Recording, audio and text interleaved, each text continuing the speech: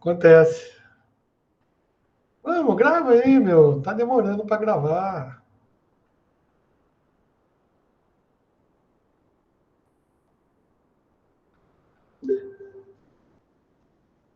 Beleza, bem-vindos, pessoal, a mais uma aula aí de sistemas embarcados, tá? O pessoal que está entrando agora, só para lembrar, o pessoal estava tendo palestras, né? A gente está na nossa semana de ciência e tecnologia. Não sei como que chama essa semana aí. Mas beleza, então a gente está tendo palestras. Espero que o pessoal que foi na palestra tenha vindo. O Guilherme, então, é isso aí, Diego. Semana da computação, né? Pelo menos para o pessoal de ciência e computação e sistemas de informação. A gente está tendo aquele ciclo de palestras. Ontem foi uma palestrante lá do INPE, Instituto Nacional de Pesquisas Espaciais, e ela deve ter falado sobre os softwares que eles utilizam em sistemas espaciais.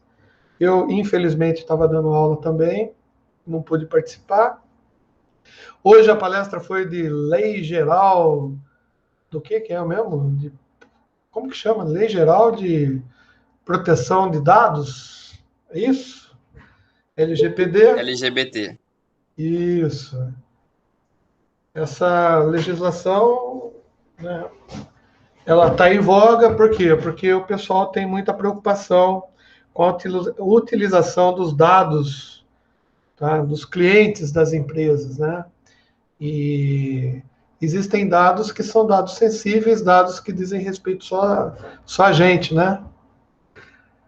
E às vezes as empresas utilizam esses nossos dados de maneira incorreta, né? E é complicado, tem que ler lá, tem uma norma que trata também de como tratar dados, né? E assim, a gente que está nessa área aí tem que conhecer. E amanhã vai ter outra palestra também, que eu não sei o negócio aqui. Deixa eu pegar o nome da palestra. Nossa Senhora. Você sabe aí, Alexandre, você que passou aquele negócio no grupo lá. Fala aí para nós aí.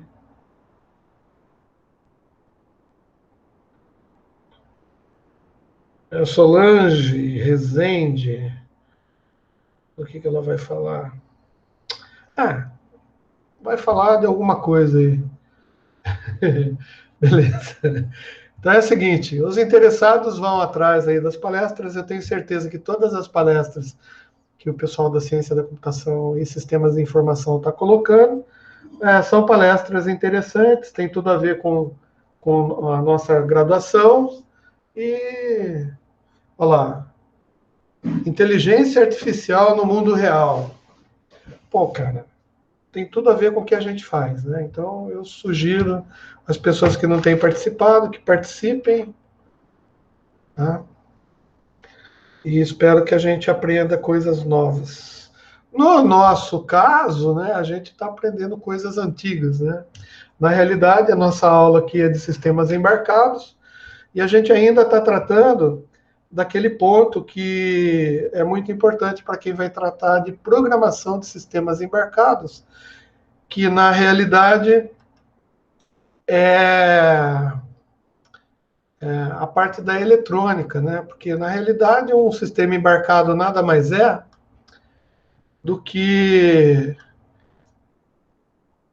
a aplicação, né, do nosso conhecimento de programação e de hardware dentro de um sistema que vai ser um sistema de apoio, né,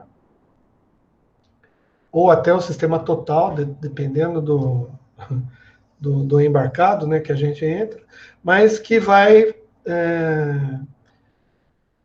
trabalhar para que o comportamento do que a gente está querendo fazer seja feito através desse nosso sistema. Nossa, falei uma besteira tão grande aqui, né?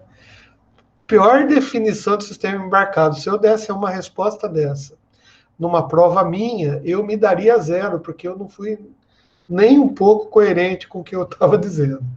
Tá? Sistema embarcado é um sistema computacional digital normal, só que ele tem algumas características diferentes. Por exemplo, ele é um sistema menor, ele tem uma aplicação específica, portanto, ele tem que ter algumas preocupações a mais, né? Por exemplo, como é um sistema pequenininho, a gente tem que ter uma preocupação com memória, por exemplo, é uma preocupação muito grande, tá? Por quê? Porque se é um sistema embarcado, ele tem que ser menor, vamos dizer assim. Ele vai ser parte de um outro sistema. Ou vai fazer algumas medidas em outro sistema.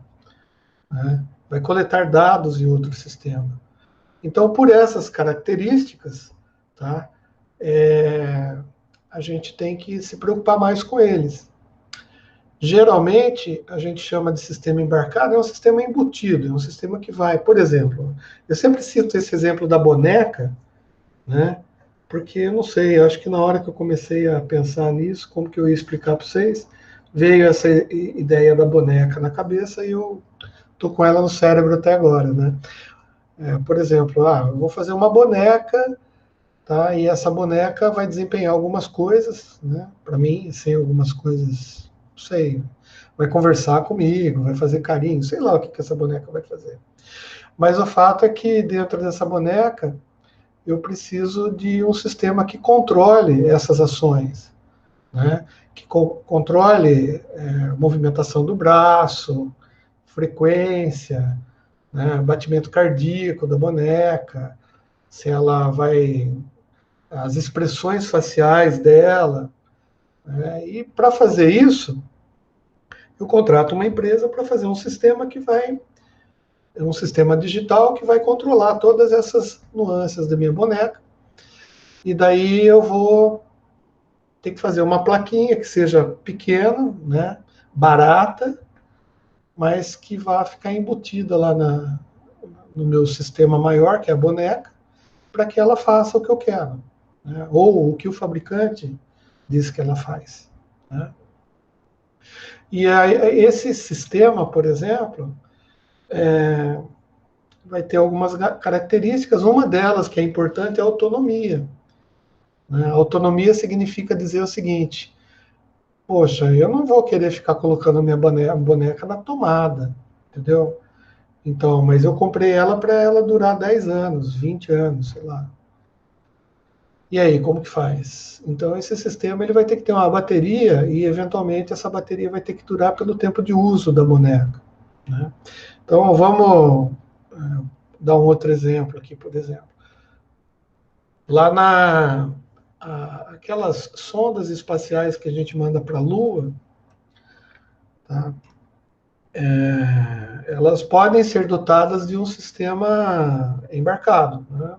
Ou seja, eu posso encomendar uma plaquinha, um sisteminha de um outro fabricante qualquer, tá? Que satisfaça as minhas necessidades para aquele projeto da sonda espacial.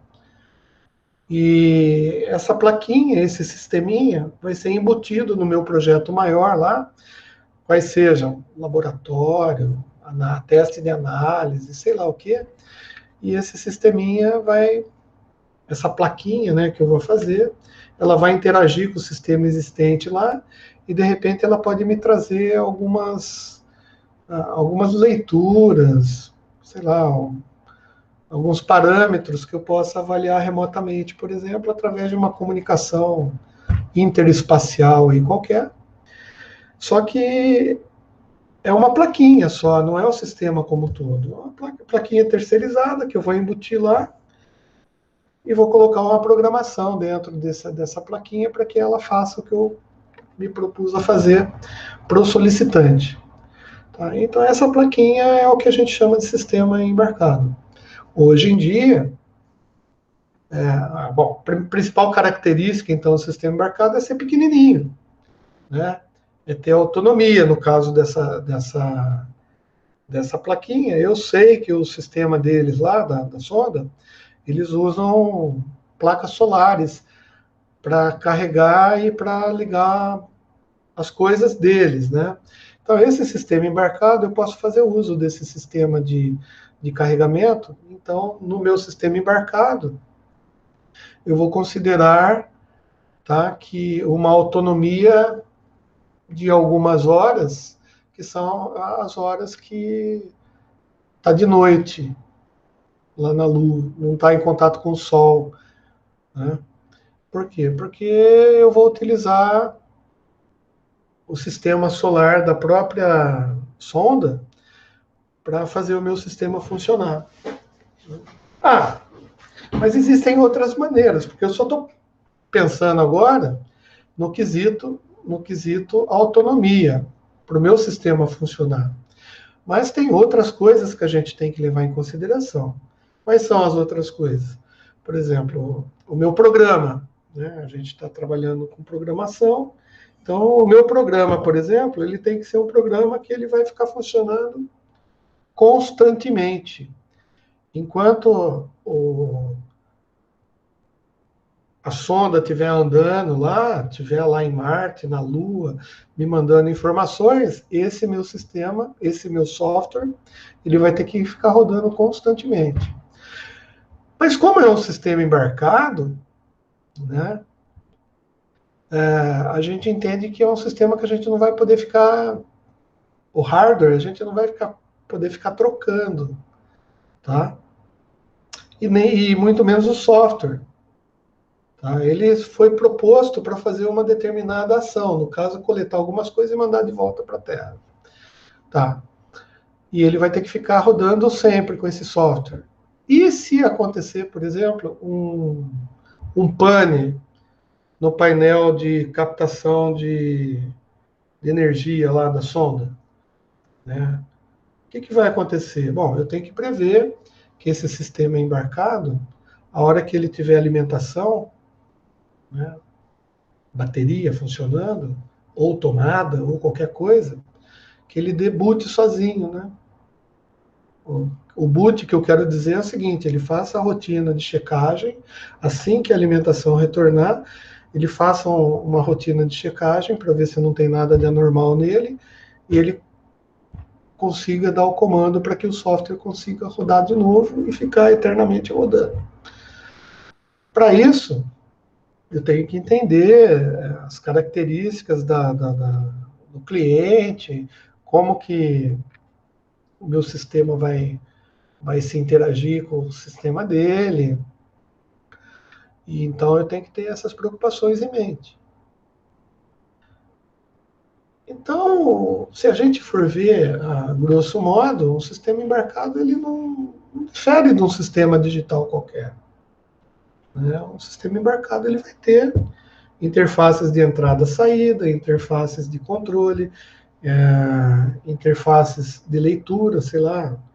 Por exemplo, eu posso ter uma interface que eu coloque, eventualmente, um monitor nele, ele vai me apresentar dados gráficos, não sei. Vai depender do que eu estou propondo saber. Uma coisa eu tenho certeza que tem que ser uma coisa barata, pequena, com autonomia, que funcione automaticamente, que tenha um software que fique rodando em loop infinito, não sei, vai depender da programação. Tá? E qual a linguagem de programação que eu vou programar? Foi uma pergunta que a gente até discutiu numa aula passada, né? Eu nem estou gravando todo. A gente discutiu na aula passada, numa das aulas passadas, e a gente falou assim: a melhor linguagem de programação para um sistema embarcado é aquela linguagem de programação que você sabe, que você já programa. Só que o sistema embarcado, às vezes, ele tem componentes eletrônicos que não admitem, ou tem uma restrição de memória que não admita uma linguagem de programação de alto nível. Daí a gente até brincou, tá bom, beleza, então a gente vai fazer em Assembly. Bom, podemos fazer em Assembly. E existem alguns já sistemas, né, que são pré-construídos e que a gente pode utilizar como sistemas embarcados, que são sistemas genéricos. Por exemplo, a gente citou o caso do Arduino. Tá? E eu até brinquei e falei, não, eu preferia um Raspberry, Por quê? Porque o Raspberry já é um sistema microprocessado. Ele tem um microprocessador na plaquinha. Poxa, então você está dizendo assim, cara, então você está pegando um computador completo, tá? E reduzindo ele no tamanho a ponto dele se transformar num sistema embarcado. Por quê? Porque dentro desse micro fento computador é complexidade maior. Isso daí, Diego. A gente tem uma complexidade maior em pouco espaço. Então você está me dizendo que hoje em dia um sistema embarcado já pode ser até um microcomputador completo, com tudo, até com placa gráfica. Sim, o que acontece é que com o grau de integração que a gente tem, tá, a gente já está começando a desenvolver sistemas embarcados com maior poder de processamento. Na realidade, é isso que está acontecendo. Então, você fala, então ele deixa de ser simples. Só que, assim, o sistema embarcado é um sistema que, pelas características que a gente definiu lá no início, deveriam ser sistemas mais baratos, né? Assim, é um sistema embarcado, cara. Porque, pô, se eu for fazer um computador inteiro para fazer um negócio, vai ficar caro. Então, eu quero um sistema com baixo custo. Né? Só que hoje a integração já está tão grande que os microprocessadores já estão dominando até sistemas embarcados. Então, o que antigamente a gente fazia com uma unidade lógica aritmética só, por exemplo, hoje a gente faz com o microprocessador inteiro. E não fica caro. Né? Então, a gente fala, pô, mas é um sistema embarcado que faz tudo? É um sistema embarcado que faz tudo. E daí a característica do embarcado, então, deixa de ser o processador em si, né? Ela passa a ser um sistema complexo já, né? Que precisa, daí a linguagem de programação pode ser um pouco mais de alto nível, né? Assim, de mais alto nível. Bom, mas o fato é que esse sistema embarcado, ele vai interagir com outro sistema, e não necessariamente o outro sistema no qual ele vai interagir, ele vai estar embutido, né, nesse outro sistema.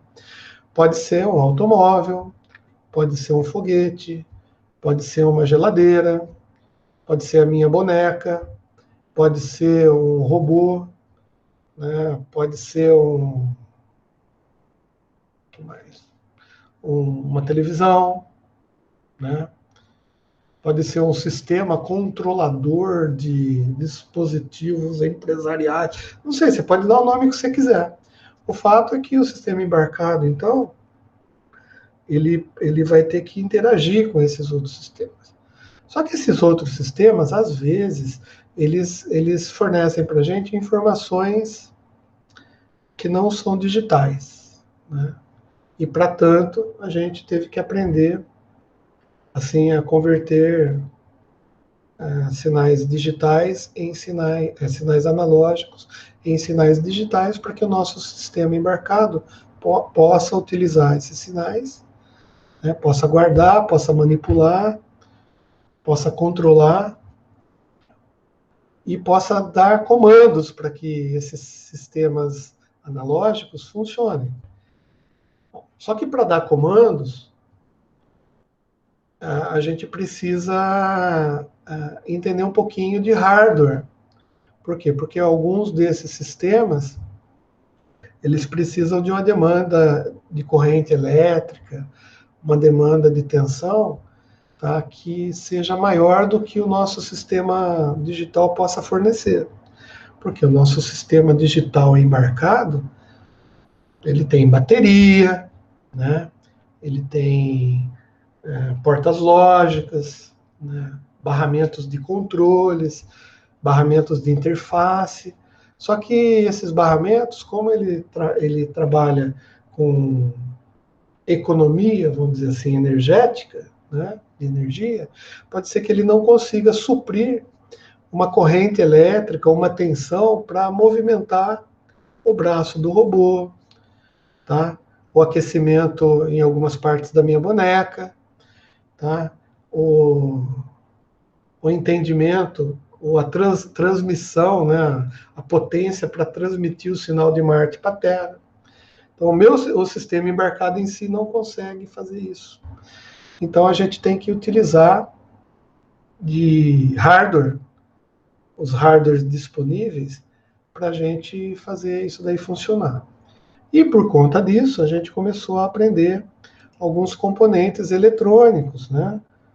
Que a gente vai usar, ou mais, né? A gente teve que aprender uma base de eletricidade.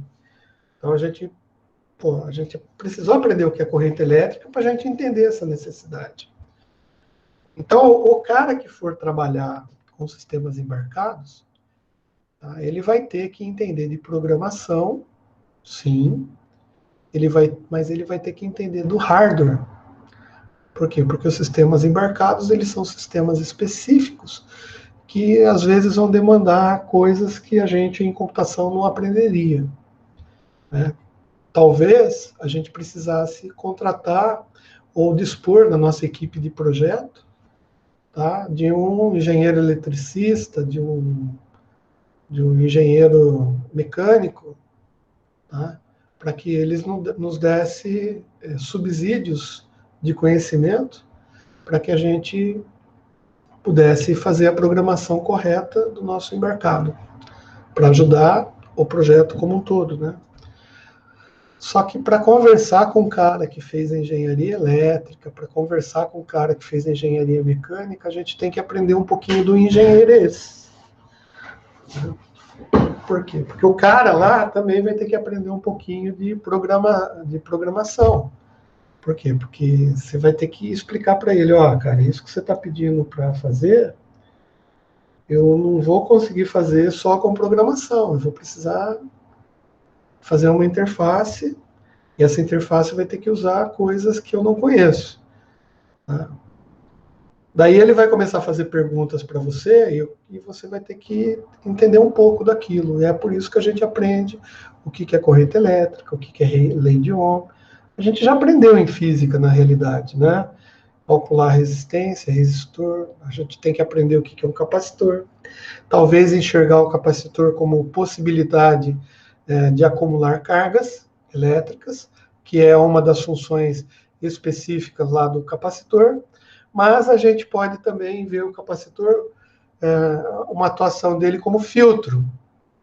E a gente tem que entender que as correntes elétricas e as tensões que a gente trabalhava nos nossos sistemas digitais até hoje, tá, eram simplesmente tensões contínuas, de existência ou não existência de tensão, ou existência ou não existência de corrente elétrica, que a gente está no mundo digital.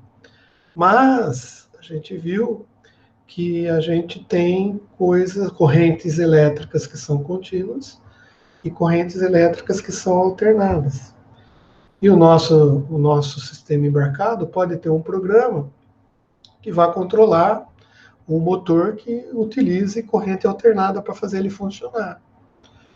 E a gente viu que o capacitor, então, nesses casos, ele não só trabalha como um acumulador de cargas, mas ele pode trabalhar também como por uma corrente alternada, se transformando num circuito que a gente pode até dizer que é um curto-circuito.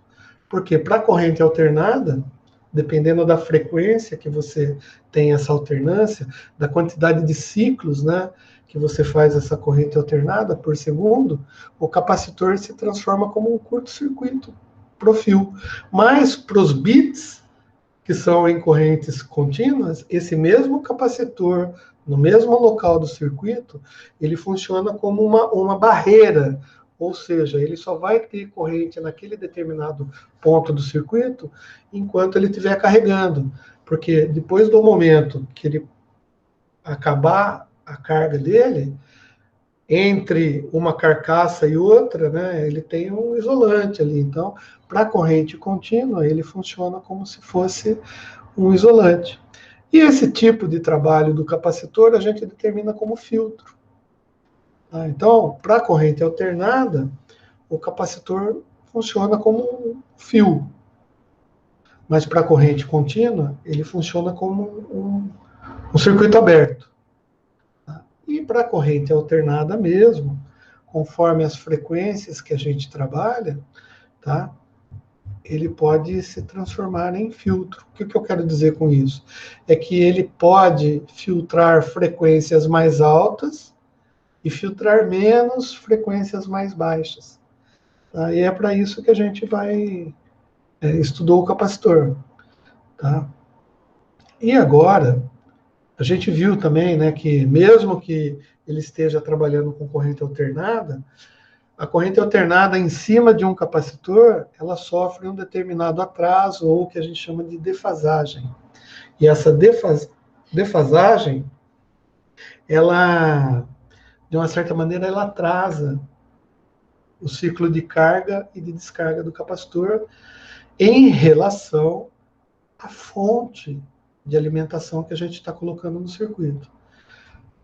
Nossa, César, isso daí é a mesma coisa, mais ou menos, com o tempo de propagação de uma porta lógica no circuito digital, quando a gente vê os sistemas digitais? Sim, exatamente isso. O tempo de propagação de um bit dentro de um sistema digital, tá? Que é o tempo de subida e o tempo de descida, e a resposta que o final do circuito digital vai dar, esse tempo de propagação é como se fosse uma defasagem entre o bit 0 e 1 que você coloca no início, e o bit 0 e 1 que você tem de resposta no final. Tá? Dentro do circuito do CI a gente não consegue fazer nada, mas fora do circuito integrado, a gente consegue filtrar esses atrasos. A gente consegue filtrar, por exemplo, uma interferência eletromagnética que eu posso ter de uma frequência determinada. E os capacitores, eles são calculados nos circuitos para trabalharem como filtros. Legal. Mas também temos, né, outros equipamentos. Então, se a gente aprendeu o que é corrente alternada, que é aquela corrente que tem um sentido e outro, né, e ele fica alternando conforme a quantidade de tempo vai passando, a gente já definiu, então, os dois fenômenos elétricos mais importantes que a gente tem na eletricidade, que é a corrente alternada e a corrente contínua. E, por incrível que pareça, a gente pode misturar essa corrente alternada e essa corrente contínua. Ou seja, daí eu acho que é melhor desenhar um gráfico aqui, que você pode entender melhor. Tá? Se eu pegar um gráfico no tempo, se eu fosse desenhar aqui o gráfico de uma corrente contínua, isso daqui é um gráfico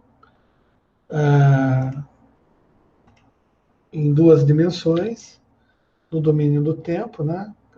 Que eu tenho o que vai acontecendo no tempo, e aqui eu tenho, nesse eixo aqui, eu vou representar a amplitude. Se eu fosse desenhar uma forma de onda de uma corrente contínua aqui, de 5 volts, por exemplo, eu desenharia uma linha contínua, tá? Vou pôr de verdinho aqui, 5 volts contínuo, ou seja, ao longo do tempo ela não varia. Nossa, por que eu escrevi?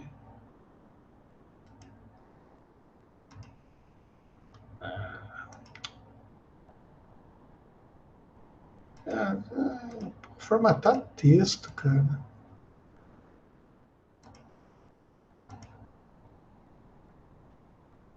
O que eu fiz aqui? Nem sei o que eu fiz. Jogar fora isso daqui, escrever de novo.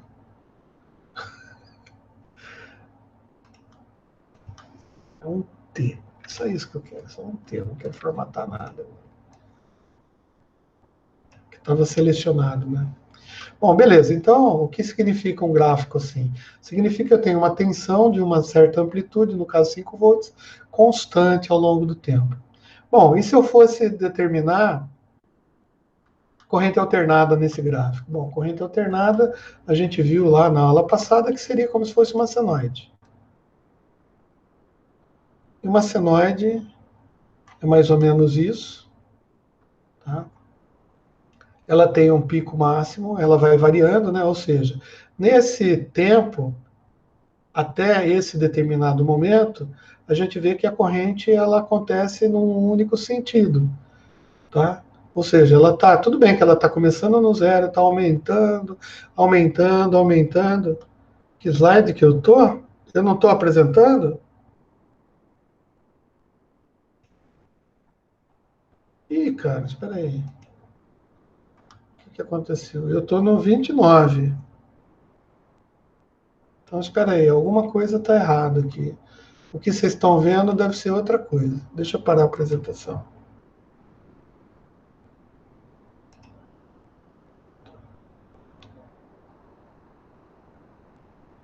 Tá, desculpa aí, moçada. Eu estava apresentando coisa errada para vocês. Deixa eu apresentar agora. É que eu abri a janela, peguei o negócio e. Desculpem-me, tá bom?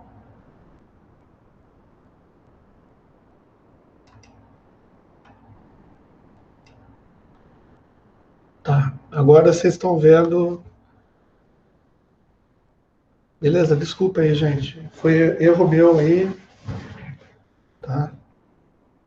Então, agora sim. Então vamos repetir aqui o que eu estava falando. Agora sim, eu estou mostrando. Ó, se eu for determinar um gráfico, tá?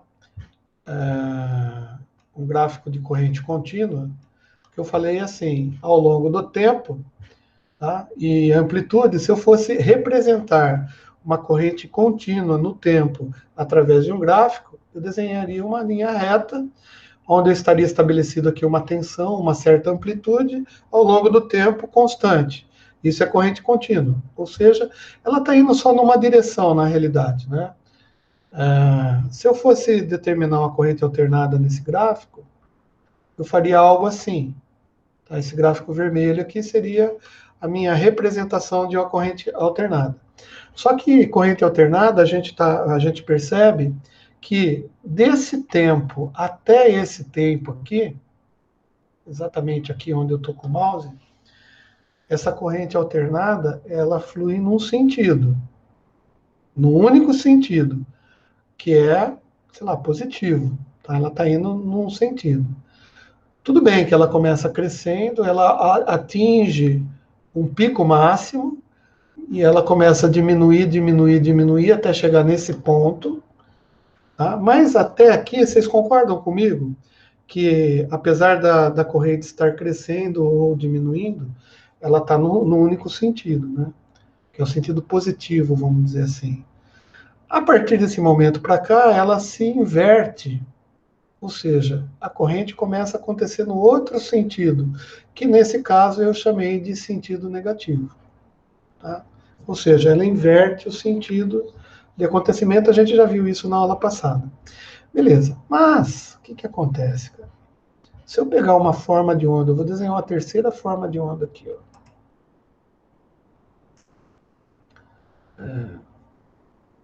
Vou pegar o desenho aqui, vou desenhar uma forma de onda assim.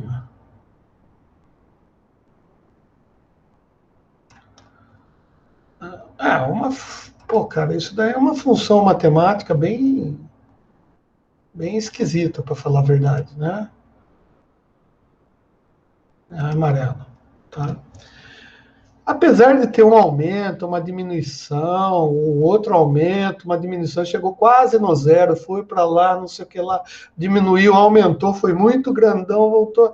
Cara, apesar dessa representação de onda que matemática ser uma coisa louca dessa, vocês concordam quando eu digo que isso daqui tudo está num sentido só, a corrente está acontecendo no único sentido, tá? E se eu disser que essa corrente está acontecendo no único sentido, apesar dela ser toda louca desse jeito aqui, tá? É uma corrente que eu chamo de contínua, né? Uma corrente contínua louca, totalmente louca. E por que eu determino que essa corrente é contínua? Porque ela está acontecendo apenas numa direção. Ou seja, ela só está acontecendo numa direção, no ciclo positivo, ou do lado positivo do meu gráfico. Então, ao longo do tempo, ela tem uma variação, tá? Uma variação, mas ela está indo sempre no mesmo sentido, sempre no sentido positivo, ou seja, do zero para mais.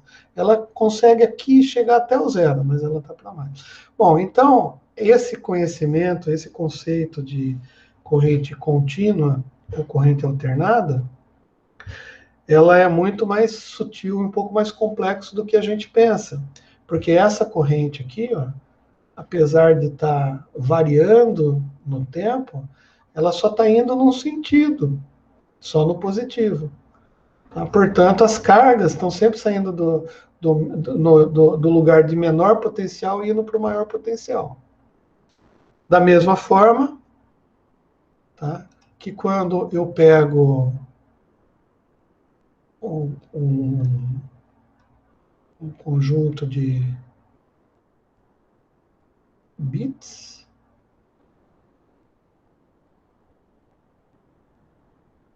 que podem ser até com nível diferente, ó. Tá meio torto, mas vocês vão entender. É um monte de bit. Eu fiz um monte de bit aqui. Bits. Até tem níveis diferentes, mas são bits, né? Então, é um monte de bit aqui no tempo, ou seja, tem 1, 0, 1, 0, 1, 0, 1, 0. E os tempos são diferentes, portanto, aqui deveria ser 1, 1, 1, 0, 0, 0, se eu levar em consideração o menor tamanho de bit. Mas bit, desse jeito aí que a gente está estabelecendo, também é uma corrente contínua. Tá? A gente diria que é uma corrente contínua pulsante. Tá? Então, beleza. Só para estabelecer uma referência um pouquinho mais complexa do que a gente entende como sendo corrente contínua ou alternada. Então, se eu pegar essa corrente alternada aqui, ó, e o ponto onde defino que essa corrente é alternada é exatamente a inversão de polos aqui, ó. Ela está crescendo, mas ela está crescendo para o lado negativo, né, do eixo aqui. Tá. Se eu pegar, então, uma forma de onda assim, ó,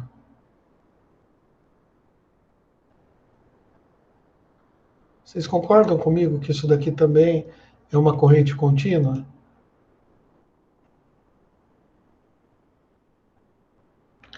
Não necessariamente, viu, Diego? O Diego perguntou aqui para mim, ele falou assim, poxa, sempre que no gráfico da corrente for senoide, é corrente alternada? Não necessariamente. E eu vou dizer por quê. Bom, mas espera aí. Essa daqui você concorda comigo que é uma corrente contínua? Porque ela só está do lado positivo, certo? É uma corrente contínua pulsante, tá? Mas é uma corrente contínua. É. Exatamente isso, Diego. Olha só que interessante. Se eu pegar essa senoide aqui, ó, e de alguma forma no meu circuito colocar isso daqui aqui em cima do gráfico, ou seja, somar a essa senoide o que eu chamo de uma componente contínua, pulso a pulso, você concorda que se essa senoide estiver em cima do gráfico, do jeito que está aqui, ela só está indo num sentido, ela está aumentando, depois ela diminui, mas ela está aumentando, está diminuindo. Ou seja, é uma corrente contínua. O comportamento visual dela parece ser uma senoide. Mas como ela só vai em um sentido, ela aumenta e diminui só num sentido, ela é uma corrente contínua, concorda? Legal. Então, se eu pegar essa corrente contínua aqui, ó, só para você entender. Isso, mais ou menos, Diego. O Diego está dizendo assim. Então, para uma regra mais sólida, é só olhar no gráfico se ela está na parte positiva ou negativa. Sim. Quando ela está totalmente na parte positiva, a gente diz que ela está indo para o lado positivo, de um lado só. Se ela tivesse totalmente na parte negativa, a gente diria que é uma corrente contínua, mas ela só está voltando, por exemplo. Só está vindo no outro sentido. Só que se eu pegar essa corrente aqui contínua, é isso aí mesmo, Diego. Eu acho que Mas se eu pegar essa corrente contínua aqui, ó, e passar essa corrente por um dispositivo eletrônico que a gente já viu, que é o capacitor. Cadê o capacitor? Onde eu desenhei o capacitor? Caramba, onde eu desenhei o capacitor? Aqui. Isso, copiar o capacitor aqui. Só para não desenhar, eu gastei mais tempo procurando do que...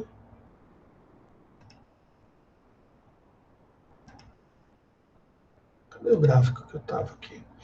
Olha, se eu pegar esse sinal aqui, do jeito que ele está num fio, tá? Imagine um fio que tem esse comportamento, tá? E colocar esse fio passando por um capacitor, tá? Se eu pegar, eu estou fazendo um negócio meio estranho aqui, mas é só para vocês entenderem, tá? Se eu pegar essa corrente contínua pulsante, né? Que vai num pico mais, um pouco menos, e colocar isso daqui num capacitor, o que vou acontecer? O capacitor ele vai simplesmente barrar, porque ele é como se fosse um circuito aberto para corrente contínua. Se eu passar isso no capacitor, porque isso daqui nada mais é do que uma soma ponto a ponto de uma senoide com uma corrente contínua. Porque em momento algum ela vira para cá. Mas se eu passar isso daqui por um capacitor, gente, tá? Provavelmente na saída do capacitor eu vou ter alguma coisa assim. Tem jeito de provar isso daí matematicamente, claro, né? Aí eu vou mostrar só no gráfico, porque para a gente talvez o entendimento seja melhor. Tá vendo? Se eu tiver um circuito assim, contínuo, pulsante, tá? Em si, tudo ciclo negativo. Se eu passar isso por um capacitor, o capacitor ele simplesmente vai chegar a um ponto que ele vai carregar, tá? Com o nível médio aqui, que é a componente contínua do sinal. É muito mais complexo que isso, tá, gente? Mas eu estou tentando explicar assim para vocês entenderem. Tá? Porque todo sinal, toda função de sinal periódica, ela pode ser descrita por N funções senoidais e cossenoidais. Fourier explicou isso daí. Vocês lembram lá de fenômenos de transporte? Tá? Ou seja, qualquer forma de onda, tá? Eu consigo reproduzir essa forma de onda por uma série de funções senoidais e cossenoidais tendendo ao infinito. Tá? E essas, na realidade, se eu for fazer a série de Fourier, eu vou ter uma componente contínua, tá, que é o primeiro termo da série, e depois as componentes pares e ímpares em funções senoidais e cossenoidais com amplitudes diferentes em frequência, e tudo isso somado vai dar essa forma de onda aqui que eu tenho. Tá? E se eu pegar essa forma de onda do jeito que está aqui, com uma componente contínua nela, que é descrita por uma análise de série de Fourier, e passar por um capacitor, na saída do capacitor, eu vou ter somente as somas de senoides e cossenoides infinitas ao longo na frequência, porém subtraídas da componente DC. É como se eu colocasse essa forma de onda aqui, né, deslocada na amplitude. Eu sei que talvez não tenha ficado muito claro para vocês, tá? Mas acredite em mim, vocês acreditam em tanta besteira que vocês veem por aí, pô, acredita no professor aqui, eu estou falando que barra a corrente contínua. É por isso que a gente falou lá que capacitor barra a corrente contínua, tá? Ou é como se fosse um filtro. Mas ele vai deixar passar por ele essa corrente alternada, e uma vez que eu subtrair a corrente contínua dela, ela vai ficar uma corrente alternada. Então, no capacitor, tá, vai ter hora que ele vai como se fosse enxergar a corrente. Ora se carregando e ora descarregando. Ora se carregando, ora descarregando. Portanto, ele vai transformar isso daqui numa corrente contínua. Porque ele tem um tempo de carga e descarga, mas isso daqui é numa frequência que está acima, tá, do tempo de carga e descarga dele, porque se tivesse abaixo, obviamente, ele não deixaria acontecer isso daqui, porque ele ficaria totalmente carregado com a corrente contínua. E a soma. Bom, beleza. Conseguiram entender? Dá para entender mais ou menos o que rola? Então é assim, ó, se eu tiver no lado de um circuito qualquer, uma corrente pulsante, que tem uma parte alternada, tá? Somada a uma corrente contínua, depois do capacitor eu só tenho a parte alternada. E ele zera aqui. Tá? Beleza. Isso vai nos ajudar a entender esse componente novo aqui que a gente vai ver hoje, agora em 10 minutos. Tá? O diodo. Tá? O diodo, ele é um componente que ele só deixa passar. Na realidade, ele é um semicondutor, então ele não é nem um resistor e nem um capacitor.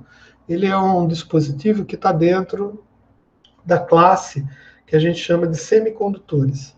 Tá? E a característica do semicondutor é que ele não é nem um condutor, propriamente dito, e nem um isolante. Ele é um condutor meio frouxo.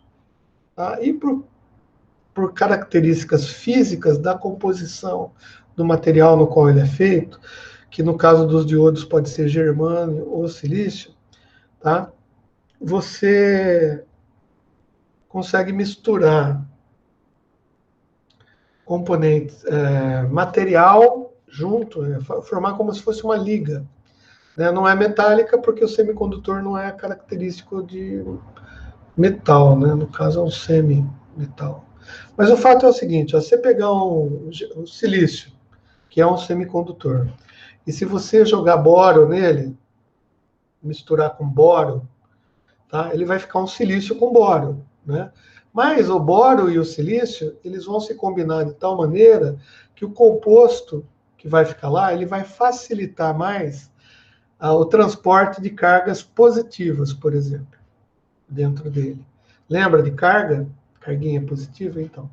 Agora, se eu pegar o mesmo silício e misturar ele com fósforo, por exemplo, ele vai ficar um composto de silício e fósforo. Tá? E pela característica do fósforo, como ele tem 5 elétrons na última camada de valência e tal, ele vai possibilitar maior transporte de cargas negativas. Então, o semicondutor misturado com boro faz uma coisa, se transforma numa coisa. A gente diz, essa mistura, quando a gente coloca no silício, essa mistura a gente chama de dopagem. Tá? Então, é um material dopado. Então, o silício misturado com boro é um material dopado e a gente fala que ele é dopado positivo. E quando a gente mistura com boro, quando a gente mistura com fósforo, como o fósforo tem um elétron, ele tem elétrons a mais na última camada lá, e é mais fácil para ele doar elétrons do que receber elétrons. Quando a gente dopa o material semicondutor com fósforo, por exemplo, a gente transforma esse material num material potencialmente negativo, mais negativo.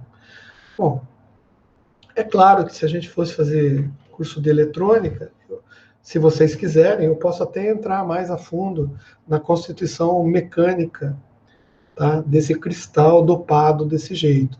Mas o fato é que, ao fazer isso, a gente cria dois tipos de materiais diferentes. Um material que a gente chama de material P, tá, e um material que a gente chama de material N. Tá? Tá. E a característica desse novo material, que é o silício dopado, tá?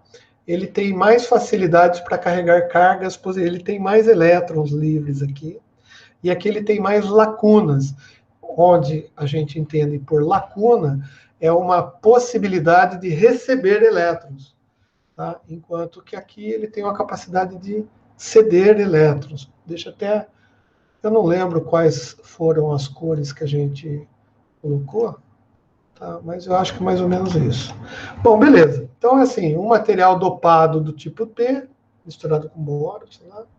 Outro material dopado, que a gente chama de tipo N, que é misturado com fósforo, porque o fósforo tem 5 elétrons, e daí mistura, sobra um elétron. Química, cara. Só que o que acontece? Imaginemos quimicamente o que acontece com esse material só quando a gente coloca um perto do outro. Grudamos aqui, ó. Quando a gente coloca o material P encostado no material N, as carguinhas positivas tendem a querer ir para o material N. Concorda? Porque ele está cheio de carguinha positiva, as carguinhas positivas têm a tendência de ir para o material N. E as carguinhas negativas aqui têm a tendência para irem para o material P. Então, o que eu vou ter? Se eu desse um zoom aqui, eu vou dar um zoom. Tinha que dar um zoom, mas tinha que achar ele, né?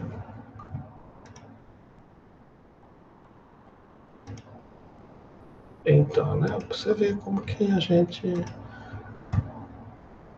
faz o negócio aqui. Não, filho, não era isso que eu queria fazer. Será que se eu dar zoom com ele selecionado vem mais fácil? Isso.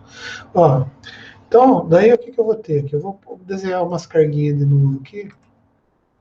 Só falta 8 minutinhos, né, gente? Mas essas daqui são carguinha vermelhinha, tá? E eu vou pegar elas e duplicar aqui e colocar pintar de azul.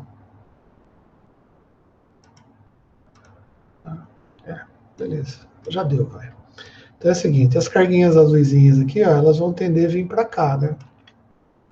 E as carguinhas vermelhinhas aqui vão tender a vir para cá. Ou seja, vai acontecer naturalmente isso só por eu encostar dois materiais, que nem acontece quando eu encosto o pente, raspo o pente no cabelo e vou pegar lá, e ele eletriza e puxa o papelzinho. Tá? Naturalmente vai acontecer essa movimentação de carguinhas, onde eu vou ficar com uma carguinha negativa aqui e um monte de carguinha positiva aqui concentrada. Tá? Eu queria até concentrar mais aqui. Aí aqui também. Que é muita carguinha. Bom, essa concentração de cargas é só carga. Eu não apliquei corrente elétrica, nada aqui. Essa concentração de cargas que naturalmente acontece quando eu coloco um material dopado, tipo P, junto com um material dopado, tipo N, isso daqui chama barreira de potencial. Tá? E eu vou colocar essa barreira de potencial, vou desenhar um outro quadrado aqui de outra cor, aqui, sei lá.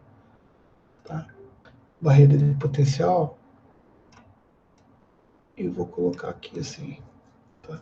Ou seja, ó, não sei se vocês lembram, mas as carguinhas negativas tá aqui. E as carguinhas positivas tá aqui. Certo? Tá. Se eu colocar uma fonte de alimentação, tá? E daí eu vou negativo aqui e positivo desse lado. E a fonte de alimentação, os dois polinhos da fonte de alimentação, positivo e negativo. Tá? Se eu colocar nesse material negativo aqui e positivo aqui, bom, coloquei uma diferença de potencial, concorda? Quando se coloca uma diferença de potencial no material, você cria um campo elétrico, a gente já viu isso daí. E esse campo elétrico aqui vai fazer com que as cargas que estejam dentro do material, tanto os Pzinhos quanto os Nzinhos que estão aqui enfiados aqui, e mais os que estão soltos, né? Eles vão começar a se movimentar para tentar formar o que a gente chama de corrente elétrica. Tá? E essa corrente elétrica, se eu colocar o P do lado do N e o negativo aqui do lado do P, tá? Esses campos magnéticos, elétricos que vão formar aqui dentro, vão fazer com que a barreira de potencial aumente. Tá? Ou seja, vai simplesmente aumentar a barreira de potencial. Ou seja, esse P da pilha, da bateria, o polo positivo da bateria, vai começar a fazer com que as carguinhas negativas, tá? Positivas nesse caso aqui, aumente essa barreira de potencial. Ah, mas por que acontece isso? Acontece isso por causa da constituição física dos materiais, tá? Do campo elétrico e das cargas que acontecem nele. E quando eu faço isso, eu estou dizendo que esse composto de dois semicondutores, que eu vou chamar de diodo, né? Porque é di de 2, tá? Esse aumento de barreira de potencial aqui não vai permitir com que haja corrente elétrica por ele nessas condições. Ou seja, se eu colocar o positivo no negativo dele e o negativo da bateria no positivo do diodo, a barreira de potencial aumenta, tá? E não há condução de corrente elétrica. Não acontece corrente elétrica por ele, tá? Mas, se eu colocar o positivo aqui e o negativo desse lado, a barreira de potencial vai diminuir, tá? Vai diminuir, tá? Até chegar naquele ponto natural, né? No ponto natural, que é aquele ponto do encontro, onde a barreira surgiu naturalmente, tá? E quando eu tiver uma tensão negativa aqui e uma tensão positiva aqui maior do que o acúmulo dessas carguinhas aqui dessa barreira de potencial, daí vai acontecer o que a gente chama de corrente elétrica, ou seja, a corrente elétrica vai passar. E a gente definiu nos estudos que a gente fez, tá? Que a gente estava utilizando corrente elétrica convencional. A gente convencionou que é do positivo para o negativo. Mas a gente vai saber que realmente vai sair daqui os elétrons e vão começar a passar para cá. Tá? Mas para nosso entendimento, vai passar essa corrente elétrica aqui. Ou seja, esse dispositivo eletrônico, eletroeletrônico, que foi concebido para ser desse jeito, mas depois ele foi evoluído e a gente viu que a gente criou, em vez do diodo, a gente criou o que a gente chama de triodo, que na realidade é o que a gente vai chamar de transistor. Tá? Mas isso vai ficar para uma próxima aula. Tá? Aqui eu só quero falar sobre o diodo. E esse diodo, ele só conduz corrente elétrica, tá? Do positivo para o negativo. Então, se eu colocar... Olha só, agora eu vou diminuir o zoom aqui. Se eu colocar esse negócio aqui, eu vou juntar tudo, tá? Juntar tudo, agrupar tudo isso daqui, tá? E vou chamar isso daqui de diodo. E a foto do diodo é isso daqui, tá? Tem vários tipos de diodo, tá? Mas a foto do diodo é esse aqui.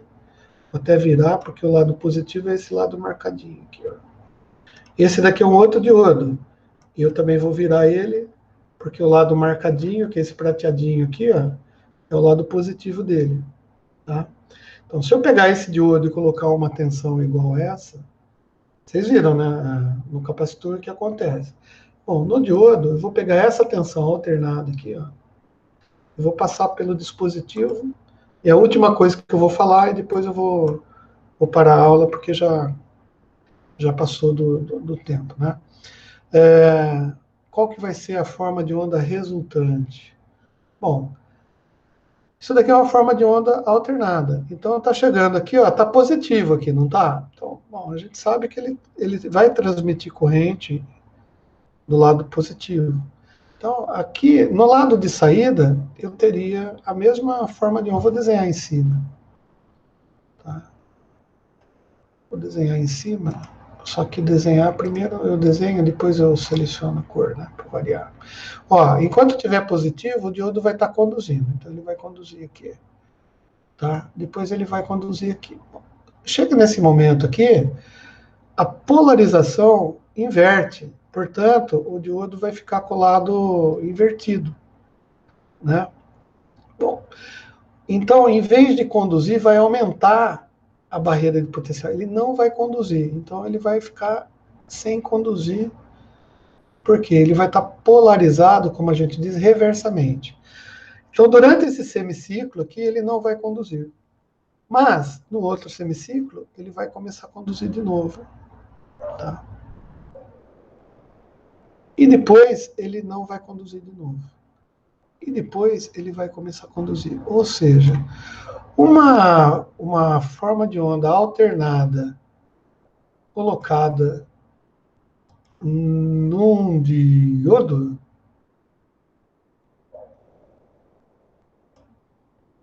ele vai fazer a condução acontecer desse jeito. É claro que se a gente for... Existe aqui a barreira de potencial, que ele tem que vencer. Portanto, se eu for fazer uma análise de circuito mesmo, o negócio não fica tão simples desse jeito, como eu sempre falo para vocês. Fica um negócio um pouquinho mais complexo, mas dá para entender do jeito que está aqui, né, sem considerar a diferença de potencial que tem que vencer e tal. Mas é mais ou menos isso que acontece. Olha que interessante. Ou seja, uma forma de onda alternada passada por um diodo, ele se transforma numa corrente contínua pulsante. Sempre vai, a condução só vai acontecer desse lado. Se tiver corrente entrando por esse lado aqui, esse diodo aqui não vai conduzir. E essa característica do diodo vai fazer com que a gente consiga fazer até uma coisa que a gente tem nas fontes de alimentação, que é exatamente a conversão de uma corrente alternada em corrente contínua pulsante. Só que essa corrente contínua pulsante aqui, ó, é contínua, sempre numa direção. Ela não está muito legal, porque num aparelho elétrico, se você for usar no computador, por exemplo, se você for usar esse tipo de corrente contínua para alimentar o computador, isso daqui ele vai entender como sendo ruído e vai causar um problema grave nos componentes dele lá, não vai funcionar muito bem. Então, daí a gente tem que colocar aqui um filtro. E a gente já viu que o capacitor funciona como filtro. E o que vai... Só que a gente tem que calcular o capacitor para que o tempo de carga e de descarga dele seja bem lento. Ou seja, seja um tempo muito alto. Por quê? Porque se for um tempo baixo, ele não vai resolver nada. Porque lembra, para a corrente aqui alternada, isso, mais ou menos, Diego. O Diego está dizendo que é para não transformar em alternada de novo. Na realidade, o que acontece é isso. Ó. Essa corrente contínua aqui, pulsante, para um capacitor, dependendo de como se polariza ela, se somar numa tensão contínua ou não, tá? O capacitor vai entender como sendo, poderia entender como sendo alternada. Então, a gente tem que arranjar um capacitor com cálculo suficiente para que o tempo de carga e descarga dele não enxergue isso daqui como sendo corrente alternada. Tá? Então, não é qualquer capacitor que eu coloco aqui, eu tenho que colocar um capacitor com uma capacitância muito grande. E daí, se eu colocar um capacitor aqui nesse circuito, junto com o diodo, que é esse componentezinho aqui, o que vai acontecer é que ora o capacitor vai carregar e ora o capacitor vai tentar descarregar, porque inverteu, vamos dizer assim, ou diminuiu, parou de fornecer carga. Quando você para de fornecer carga, o capacitor vai começar a descarregar. Só que o tempo de descarga do capacitor, eu fiz ter tão longo que não dá tempo dele descarregar. Antes dele acabar de descarregar totalmente, já aparece um outro pico aqui, ó, que vai começar a carregar ele de novo. E o capacitor vai ser transformado, vai transformar isso daí numa forma de onda mais com levers,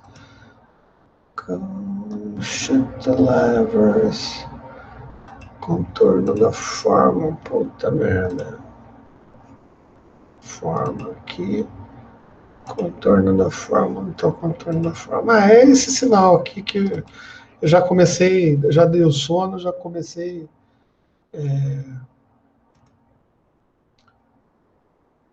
cadê o preenchimento da forma? Eu já não estou entendendo mais nada do que eu estou fazendo aqui. Aqui, ó, preenchimento da forma, contorno da forma. Bom, o fato é que vai acontecer essa forma de onda aqui, vermelhinha, aqui que você está vendo. E se eu aumentar mais o capacitor, se eu aumentar mais a capacitância dele, tá? Se eu aumentar mais a capacitância, vai acontecer algo assim, ó.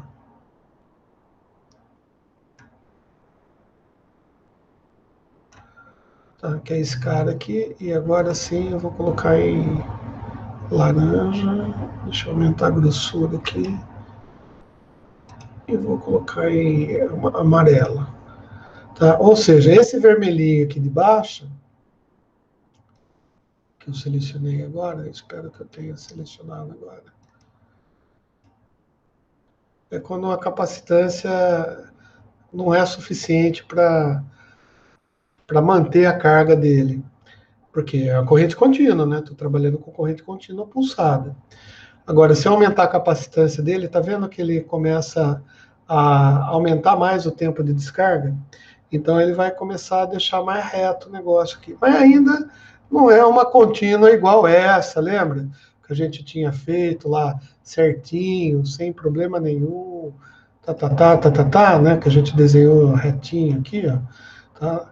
Vai ser uma corrente contínua meio tortinha, mas essa corrente contínua, e para ela ficar igualzinha a essa aqui, tudo bem, eu coloco um outro capacitor maior ainda. Ou seja, quando o cara vai fazer o que a gente chama de fonte de alimentação, ele faz isso, ele pega a corrente alternada da tomada da sua casa, ele passa por um transformador. O transformador é um equipamento que diminui a tensão, abaixa a tensão. Então, tipo assim, eu posso fazer um transformador de 110 para 12 volts, por exemplo.